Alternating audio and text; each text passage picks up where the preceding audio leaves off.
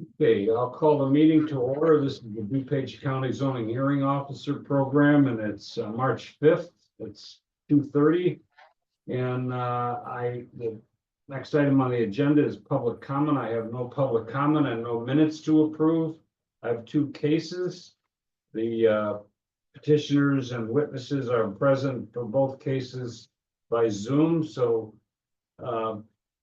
all those who wish to testify in any of these matters or give any information or whatever need to be sworn in. So may I swear you all in at the same time? Please raise your right hands. Do you solemnly swear or affirm that the testimony and evidence you're about to give at this time shall be the truth, the whole truth, and nothing but the truth? Yes. Yes. I'll take the Jared case first, and we'll put the other case in the waiting room, Zoom waiting room. One moment, Mark and Matt, you'll just be in the waiting room. Don't leave Zoom yet. All right. This is 24-087, Jarrett. It's a request for conditional use for an accessory housing unit, accessory dwelling unit, and an existing detached accessory building, namely a detached garage in the R4 zoning district, and secondly, a variation to allow neither of the occupants of either of the principal dwelling units or the converted accessory unit to be the legal or beneficial owner of the property. The matter was published in the Daily Herald on February 18th, 2025. It's been circulated to the various departments of the county, and and neighboring municipalities have no comment, with the exception of the building department, who files an objection, and the letter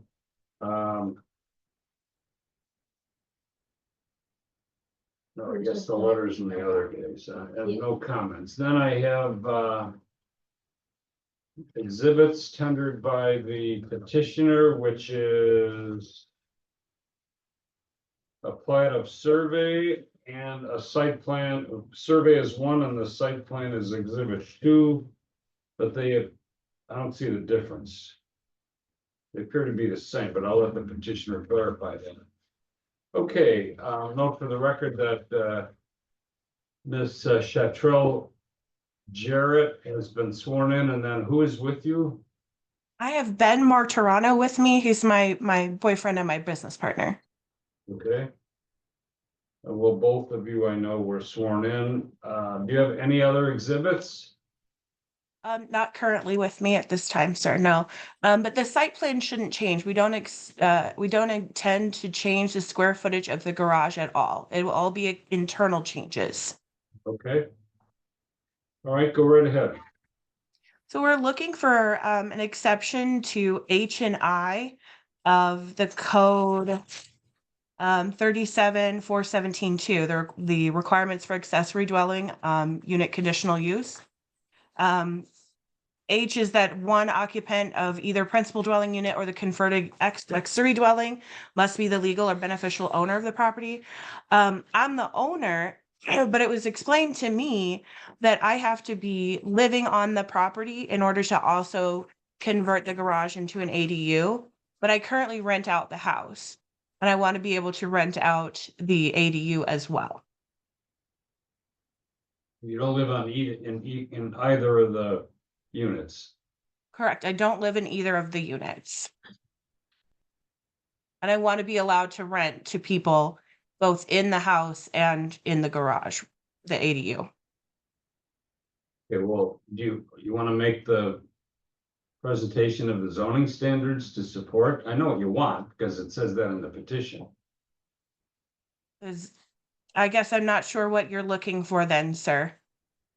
I know that there have been exceptions granted before. I spoke to Paul Haas and had a meeting with him and Stormwater, and they all think that, I'm in the right to continue to do that. I just want to be able to, I understand you know what I'm looking for. So what is it? I guess that was the question that I had originally, was what kind of information do you guys need from me? I don't understand how anyone could have told you that you're in the right. You have the right to make the request, but it doesn't necessarily mean that it's a valid request you have to go through the various factors that are set forth in the letter that you were sent. And, you also have to tell me why this is not, why this is a hardship, unique circumstance, or practical difficulty. All of those have certain technical definitions. Yeah, so the ADU, sort of the original intention of it is for an aging parent to hopefully potentially reside in the home.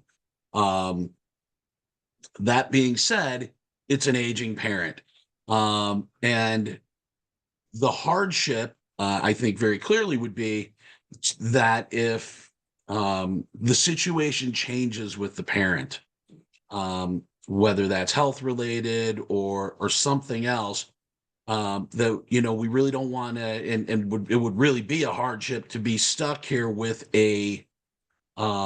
with this unit that we're going to sink probably $50,000 into, and have it essentially just be an expensive piece of lawn art. And so that's really I think the first thing. We may, it's situation's a little bit in flux. It may be a situation where we do wind up going back and living there, and this won't be an issue with that at all, but it may be. And what we don't want, and what would be a hardship, would be to be in that situation, and again have this sort of expensive thing back there doing nothing. So that's it. I realize it's R4 zoning for that piece of property. I don't feel that it's my, sort of our position is that it's not out of character one bit for the neighborhood. Throughout the neighborhood, we actually have multifamily zoning coexisting side by side in many places in the neighborhood. And when I say the neighborhood, I'm talking 1 or 2 blocks in either direction. So don't feel that it's out of character or out of the nature of the neighborhood. Okay. And I have, if it helps, I do have specific addresses here that I think are good examples of that. Multifamily? Of multifamily coexisting alongside R4s, in some cases being flanked on both sides by R4s. And we realized that we would remain single family with an exception, but it's just not unusual to the neighborhood to have more than one building or more than one family living on a property, is all we're trying to point out with that. Yeah, well, you're mixing okay, I understand. I don't need The point of it being, it's a little bit of a hodgepodge of a neighborhood to begin with. Okay. All right, anything else? Yeah, actually, and I know that on the paperwork, I think we've got this for it would be under H, which is the one, at least one of the occupants being either the principal dwelling unit or must be the legal or beneficial owner. The other one that I think we'd be seeking an exception from or variance from would be I as well. There's a very good chance that we are also looking at possibly living in the ADU ourselves, and would like the opportunity, if we have to. Basically, we're gonna be in Florida part of the time, up here part of the time, and would like the flexibility to be able to put somebody in there for less than a 6-month period, if the situation warrants it. Again, rather than having it sit empty. We haven't published for that exception. So would that be a second meeting then? Well, you'd have to republish. Republish, okay. First, Okay. I mean, you can. I can hold this, or you can see the answer here and then. Yeah, I think that probably makes more sense. Let's kind of clear one hurdle and then, if need be, we can go back for the second. Okay, do you know how this process works? Not really. Not Somewhat. really, sir. I will take your testimony and the record that we've made today under advisement. And I will render a decision that you'll have access to by email by March 19, which is the next meeting that will occur at 3 o'clock or shortly after on March 19. And you don't have to appear at all because no further testimony will be given.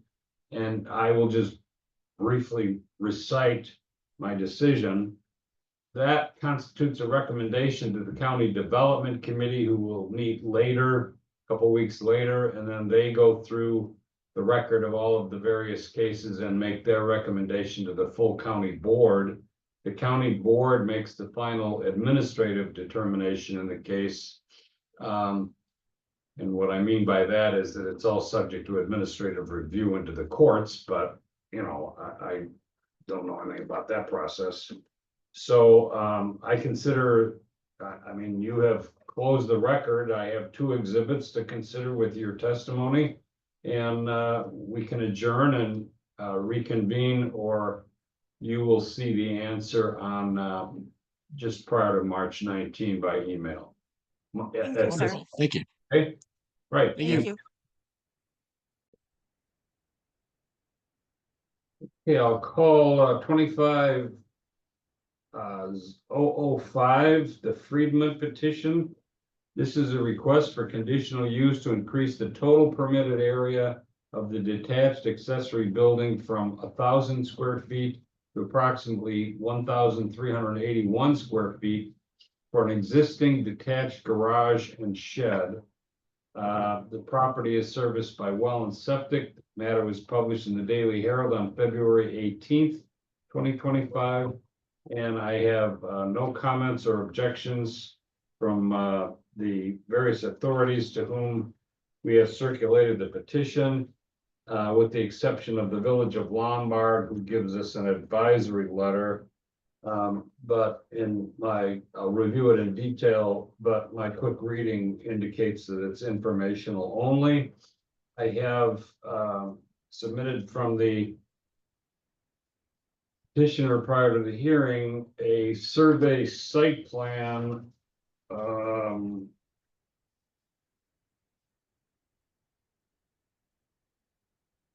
Not sure that I can read this date.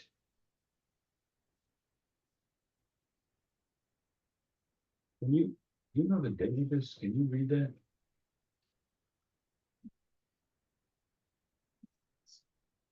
That's just a stamp. Oh, I didn't look at that. Maybe it's more than the stamp. 2020. Oh, 20, it's 2020. 2020. Did you move into the house in 2020? Yes, October 2020. And so you're submitting a 5-year-old survey? That's the only survey I've got, yes. Okay. We ordinarily require a survey to be a year old. And a site plan.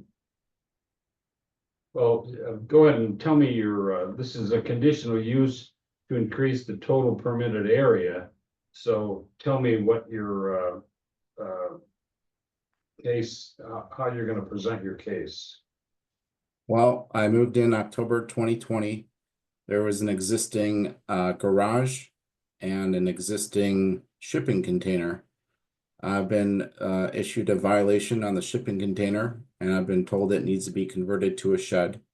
I've submitted a permit request from your department for a shed. And I'm also requesting a variance to adhere to the square footage allowance. It's not something I'm looking to add on or build. This is something that I inherited when I bought the property.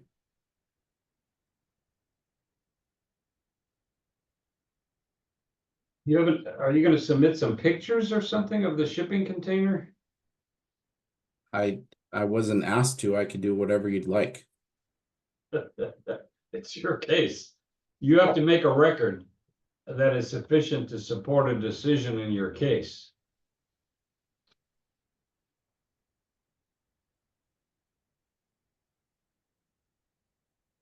Did you read the materials that we sent you? Maybe I didn't read them close enough is what I'm gathering. Was there something that you would like me to do to get on the same page with allowing this to be approved?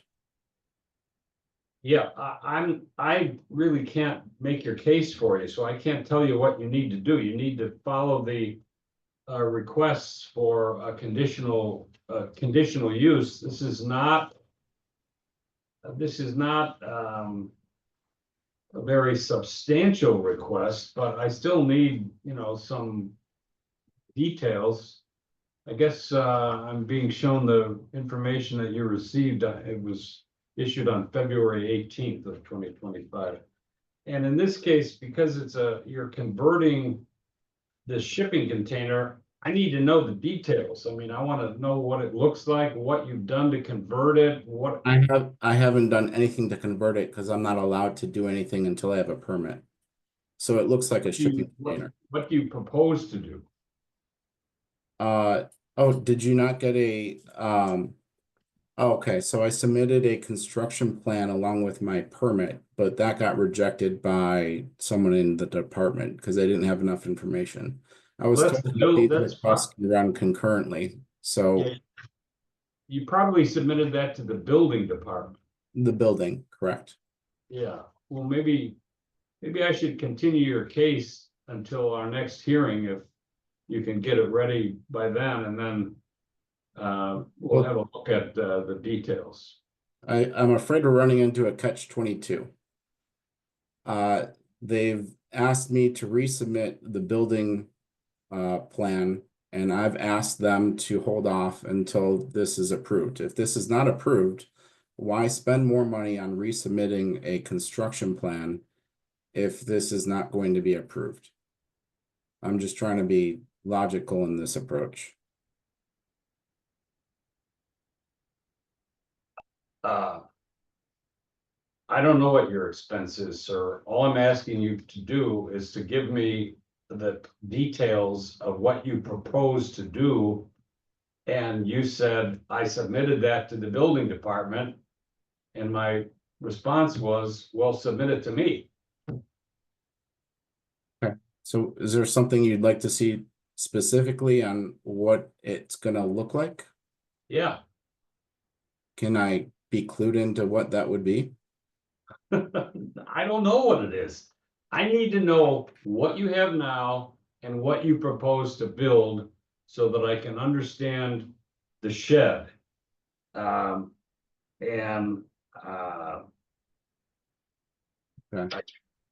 I'm looking at your survey site plan, which you haven't made any reference to.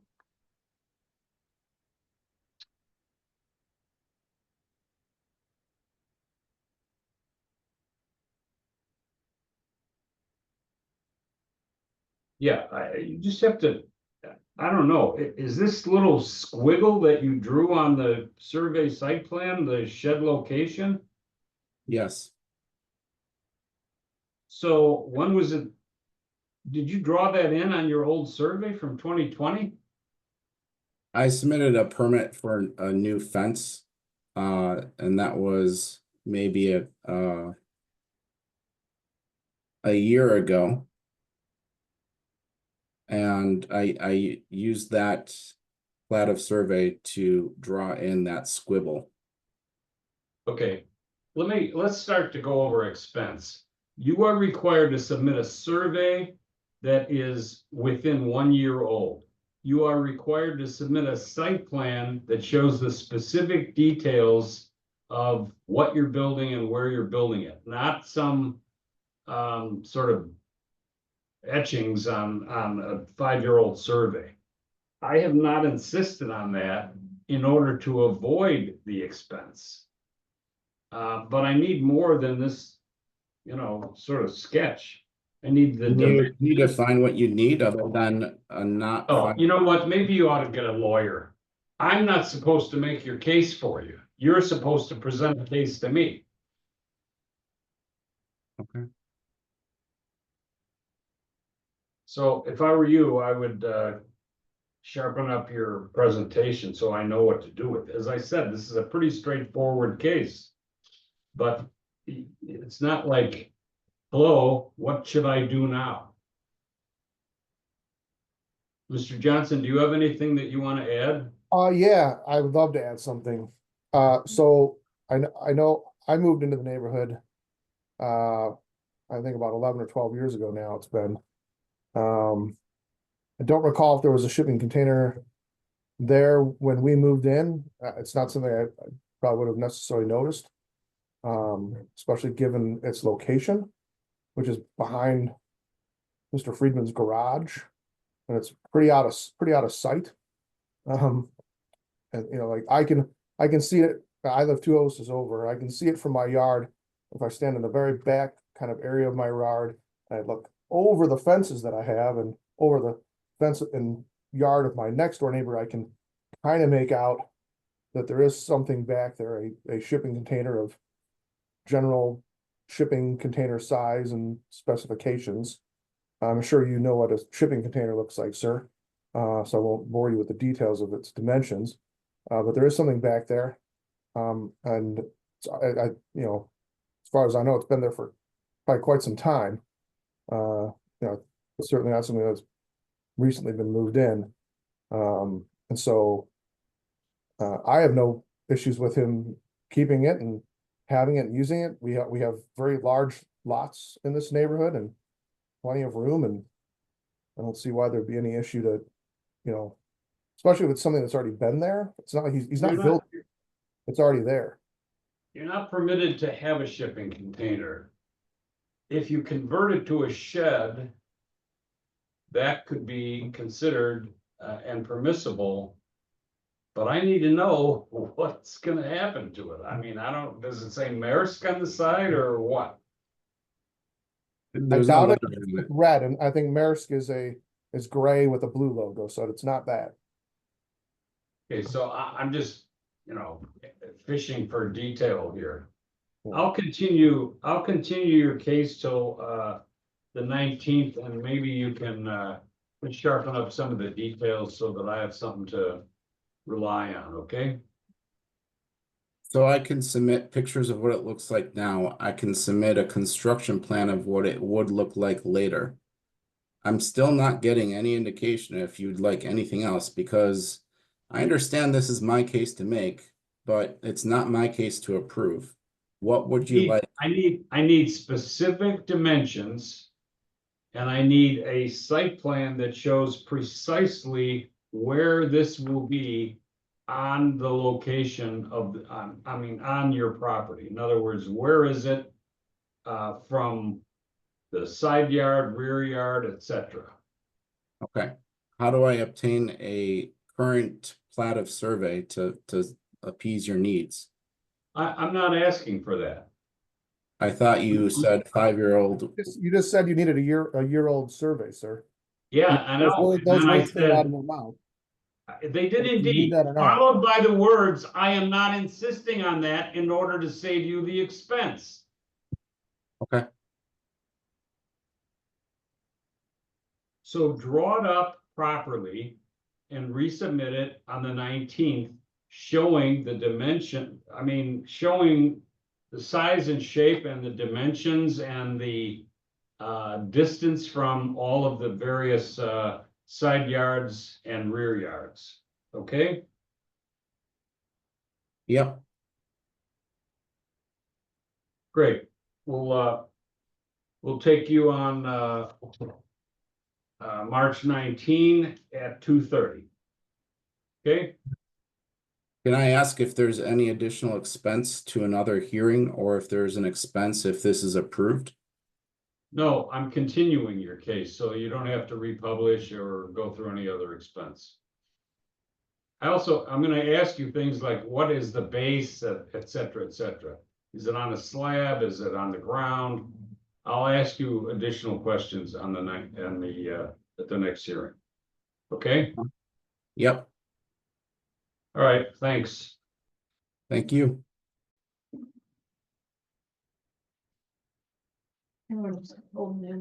Oh, yeah, sorry. To continue, the hearing, I will indicate that there's no old business, no new business, and so I will adjourn the hearing.